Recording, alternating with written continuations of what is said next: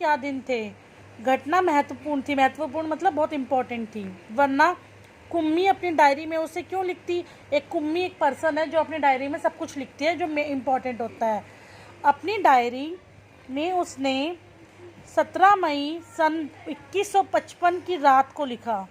अब देखो 17 मई 2155, मतलब ये तो आगे की बात हो रही है, 2155 तो भी आया भी नहीं है ना, तो 2022 चल रहा है, 2156 चल रहा है। ये तो 100 साल बाद की बात कर रहे हैं, 150 साल। ठीक है। आज रोहित को सचमुच की एक पुस्तक मिली है। आज रोहित को सचमुच की पुस्तक मिली है, मतलब अब ये दिखा रहे हैं कि ना अब आगे आने वाले टाइम में यानी कि सचमुच की पुस्तकें ही बननी बंद हो जाएगी, मतलब सब कंप्यूटर में से पढ़ेंगे, तभी तो उस टाइम 150 साल बाद अगर किसी को बुक मिलेगी असली में तो वह हैरान होएगा। वह पुस्तक बहुत पुरानी थी। कुम्मी के दादा ने बताया था कि जब वे बहुत छोटे थे तब उनके दादा ने कहा था कि उनके ज़माने में सारी कहानियाँ कागज़ पर छपती थी। मतलब अब क्या है, ये आगे आने वाले टाइम की बात कर रहे हैं। तो कुम्मी के दादा ने क्या बताया था कि जब वो छोटे थे ना, जैसे आज हमारे टाइम में सारी कहानियाँ बुक्स में कागज़ पे छपती है ना, आगे आने वाले टाइम में सब कुछ कंप्यूटर पे हो जाएगा। ये बता रहे हैं कि हम इतना ज़्यादा यूज़ करने लगे और पढ़ी जाती थी। पुस्तकों में पृष्ठ होते थे, पृष्ठ मतलब पेज होते थे जिन पर कहानियाँ छपी होती थी, जैसे तुम्हारी बुक में छपी है, और हर पृष्ठ पढ़ने के पश्चात दूसरा पृष्ठ पलटकर आगे पढ़ना होता था, और एक पेज पढ़ने के बाद अगला पेज पलटकर आगे पढ़ते हैं, है ना, जैसे अब करते हैं। सारे शब्द स्थिर रहते थे, मतलब चलते नहीं थे। अब कंप्यूटर में तो क्या वर्ड्स चलते रहते हैं, तुमने देखा है, चलते नहीं थे जैसे आजकल पर्दे पर चलते हैं। जैसे अब वो आने वाले टाइम की बात बता रहा है कि आने वाले टाइम में क्या होएगा कि कंप्यूटर पे वर्ड्स चलते रहेंगे आगे बस। रोहित ने कहा था कितनी पुस्तकें बेकार जाती होंगी, कि कितनी पुस्तक यूज़लेस होती होंगी कि एक जने ने पढ़ी फिर फेंक दी, एक जने ने पढ़ी फिर फेंक दी, कितनी बेकार जाती होंगी, है ना। एक बार पढ़ी और फिर बेकार हो गई। अब तो हमारे टेलीविज़न के पर्दे पर ना जाने कितनी पुस्तकों की सामग्री आ जाती है। अब तो हमारे टेलीविज़न के पर्दे पर ना पता कितनी सारी बुक्स की, जैसे तुमने देखा ना, कोई भी बुक देख सकते हो तुम यूट्यूब पे, है ना। और फिर भी ये पुस्तक नई की नहीं रहती और पुरानी भी नहीं होती, है ना। मैम मेरा मैम रोहित ने बताया, नहीं, कुम्मी ने भी रोहित की हाँ में हाँ मिलाई, और कुम्मी ने भी कहा हाँ तुम तो ठीक कह रहे हो, वैसे पुराने टाइम में कितनी बुक्स वेस्ट होती होगी। फिर पूछा तुम्हें वह पुस्तक कहाँ मिली, और पूछा तुम्हें बुक कहाँ मिली। वो रोहित ने बताया अपने घर में एक पुराना डिब्बा कहीं दबा पड़ा था, एक पुराना डिब्बा कहीं दबा पड़ा था, उसी को फेंक रहे थे कि इसमें यह बुक मिल गई, पुस्तक मिल गई। इसमें क्या लिखा है वो पूछती है। स्कूलों के बारे में लिखा है। स्कूल, कुम्मी ने प्रश्न किया, उसके विषय में लिखने को है ही क्या, स्कूल के बारे में लिखने को है ही क्या। हर विद्यार्थी के घर पर एक मशीन होती है जिसमें टेलीविज़न की तरह एक पर्दा होता है। अब क्या कह रहे हैं, आगे आने वाले टाइम में स्कूल भी बंद हो जाएंगे। हर पर्दा मतलब स्क्रीन, कि हर बच्चे के सामने, विद्यार्थी मतलब स्टूडेंट के सामने एक मशीन होती है, मतलब कंप्यूटर होता है जिसमें टेलीविज़न की तरह एक वो होती है, स्क्रीन होती है। रोज़ नियमित रूप से उसके सामने बैठकर हमें वह सब याद करना होता है, और हमने रोज़ उसके सामने बैठ के याद करना होता है। मतलब आने वाले टाइम में ये बता रहे हैं स्कूल भी बंद हो जाएंगे ऐसे तो, ठीक है।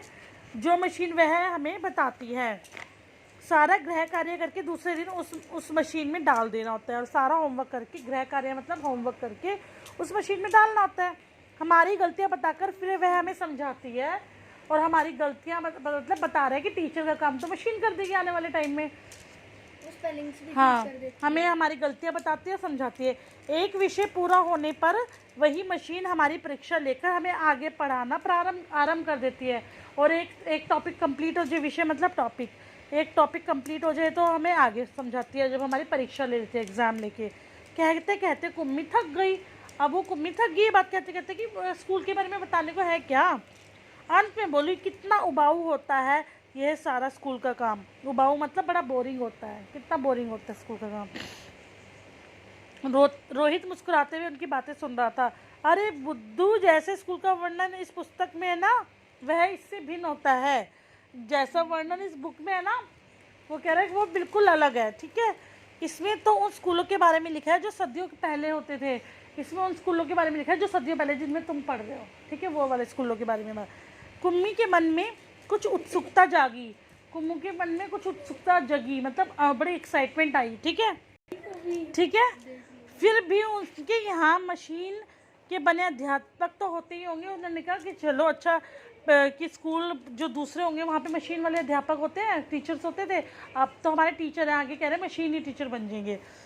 कुम्मी को याद आया कि एक बार जब उससे भूगोल में रोज़ वही गलतियाँ होने लगी तो उसकी माँ ने मोहल्ले के अध्यक्ष को बुलाया। मतलब कुम्मी को याद आया कि जब उससे भूगोल मतलब ज्योग्राफी में वही सेम रोज़ रोज़ गलती करने लगी ना, वो ज्योग्राफी एक सब्जेक्ट होता है एसएसटी का, तो उसकी माँ ने मोहल्ले के मतलब उसकी कॉलोनी के एक अध्यक्ष मतलब एक ऐसी ऑफिसर को बुलाया। तब एक आदमी आया था, उसने उस मशीन के पुर्जे पुर्जे अलग कर दिए थे और उसने उस स्कूल वो जो कंप्यूटर है ना उसके पुर्जे पुर्जे मतलब हर पार्ट को अलग कर दिया। तब उसने मन ही मन यह मनाया था कि वह आदमी इस बोर करने वाले अध्यापक को पुनः जोड़ ना पाए, और फिर वो कह रही कि काश ये मशीन दोबारा ना जुड़े तो उसे हमेशा के लिए छुट्टी मिल जाए। लेकिन उस आदमी ने मशीन को फिर से जोड़कर उसकी माँ को बताया। लगता है मशीन के भूगोल की चक्की कुछ तेज़ रफ्तार पर थी, मतलब भूगोल की चक्की मतलब इन द सेंस कि ये सब्जेक्ट कुछ ज़्यादा तेज़ चल रहा था इसमें। उसने बताया ना इसमें क्या कमी है। सो आपकी लड़की के लिए उससे समझना कठिन हो गया था, इसलिए आपकी लड़की को समझ नहीं आ रहा था। मैंने अब उसकी गति कुछ धीमी कर दी है, सो आशा है अब ठीक रहेगा। अब मैंने उसकी गति मतलब स्पीड नॉर्मल कर दी है। और कुम्मी को उसी समय भूगोल का सबक सीखने बैठ जाना पड़ा था, और तभी उसको सबक मतलब लेसन भूगोल का लेसन सीखने के लिए बैठना पड़ा। मन ही मन वह उस मशीनी अध्यापक को कोसती रही, और वो कह रही हाय कैसी मशीन है, गंदी मशीन है, ऐसे कोसती रही। ठीक है, तभी रोहित ने कुम्मी को के सोचने के सिलसिले को तोड़ा। तभी रोहित ने कहा कि अच्छा चुप हो जा, अब चुप हो जा। हाँ, तब अध्यापक तो होते थे परंतु मशीन नहीं, स्त्रियां और पुरुष होते थे। उस टाइम टीचर्स तो होते थे लेकिन स्त्रियां और पुरुष मतलब लेडी टीचर या जेंट्स टीचर, जैसे तुम्हारे मानव सर है और तुम्हारी कोई मैम है, ऐसे टीचर होते थे। अब आपकी तरह मशीन नहीं होते थे। क्या कहा, कहीं कोई स्त्री या पुरुष इतने सारे विषय हमें सिखा सकता है? वो उसको बड़ी हैरानी हुई, कोई लेडीज़ या कोई जेंट्स हमें इतने विषय पढ़ा सकता है? क्यों नहीं, वह सारे बच्चों को सारे विषय समझाते थे, गृह कार्य देते थे और प्रश्न पूछते थे। सारे सब्जेक्ट पढ़ाते थे, गृह कार्य मतलब होमवर्क देते थे और प्रश्न पूछते। हाँ, अध्यापक बच्चों के घर नहीं जाते थे बल्कि बच्चे एक विशेष भवन में जाते थे। अब तुम्हारे घर पे टीचर थोड़ी ना आते थे, भवन मतलब एक बिल्डिंग में जाते, तुम एक विशेष बिल्डिंग में जाते ना जिसका नाम स्कूल है। ठीक है, जिसे स्कूल कहते थे।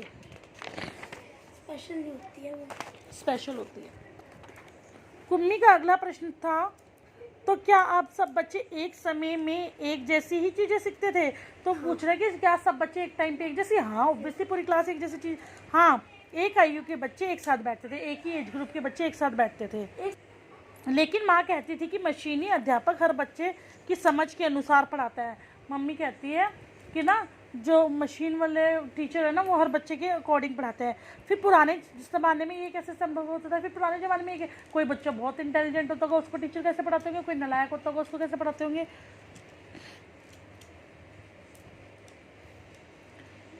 तब वे लोग इस प्रकार नहीं करते थे। रहने दो, तुम्हारी इच्छा नहीं है तो मैं तुम्हें पुस्तक नहीं दूंगा। कुम्मी झट बोली, नहीं नहीं, मैं उसे पढ़ना चाहूँगी कि तब स्कूल कैसे होते थे, कितनी अजीब अजीब बातें जानने को मिलेगी। इतने में अंदर से माँ की आवाज़ सुनकर कुम्मी बोली, लगता है सबक का समय हो गया है। सबक मतलब लेसन सीखने का टाइम हो गया। ठीक है, रोहित भी उठा और अपने घर को चला गया। रोहित भी खड़ा हो गया और अपने घर चला गया। कुम्मी अपने घर को चली गई।